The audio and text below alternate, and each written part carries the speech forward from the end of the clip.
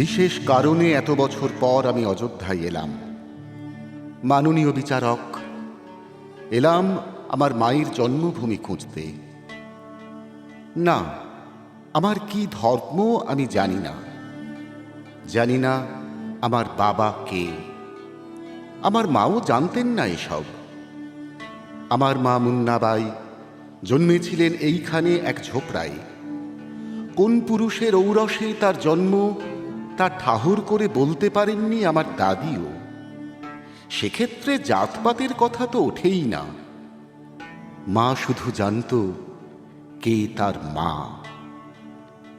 মাননীয় বিচারক, একে মাতৃতান্ত্রিক পরিবার বলা যায় কি না ভেবে দেখবেন। যদিও পরিবার শব্দটার অর্থই আমার কাছে পরিষ্কার না।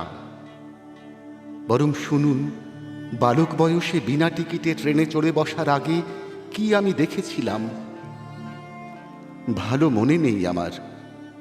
তবু সেই জলহীন, আলোহীন, পয়ঃপ্রণালীহীন ঘুপচি ছোপড়া, ভিখিরি, জোচ্চোর, দাগি, মাতাল আর কোনো কোনো মধ্যরাতে আচমকা হুইসেল। ঘরে ঢুকে পড়তো পেটমোটা উন্মত্ত থানেদার, মুখে মদের গন্ধ, পান খাওয়া কুৎসিত হাসি। মা আমাকে ঠেলে বার করে দিত।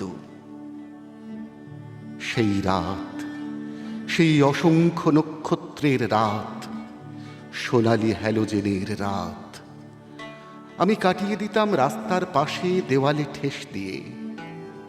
অভিজ্ঞতা থেকে বলতে পারতাম ঠিক কতদিন পর থেকে মা আবার শুরু করবে বমি।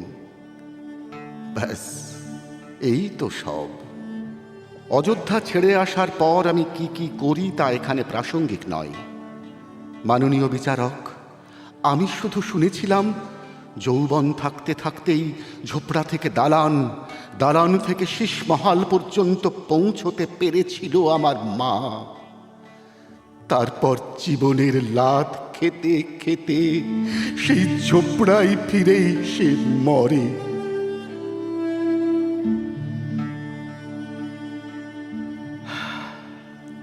চোখ ঝাপসা হয়ে ওঠার জন্য মাফ করবেন, কিন্তু এত বছর পর মায়ের জন্মভূমি খুঁজতে এসে কি আমি দেখলাম। কেউ বলছে এখানে জন্মেছিলেন তাদের এক পৌরাণিক রাজা। কেউ বলছে এখানে এসেছিলেন মধ্যপ্রাচ্য থেকে তাড়া খাওয়া এক বাদশাহ। আমি জানি না পৌরাণিক কোনো চরিত্রের পক্ষে জন্ম নেওয়া আদৌ সম্ভব কি না। আমি জানি না এতদিন আগে আসা কোনো সেনানীর পদচ্ছাপ এতটাই নিশ্চিত কি না। কিন্তু আমি জানি আমার মা এখানে জন্মেছিল, এখানেই। কেননা আমিও যে জন্মেছি এখানে। আমার ইন্তেকালের ভয় নেই, আখিরাতের লোভে নেই, মন্দার বা অমৃত আমাকে আকৃষ্ট করে না। শুধু এই ঝোপড়ার জন্যে, শুধু এই জন্মভূমির জন্যে আমার রোজা, আমার উপবাস, অষ্টপ্রহর প্রার্থনা, 5 ওয়াক্ত নামাজ। মাননীয় বিচারক, রহম করুন, রহম করুন।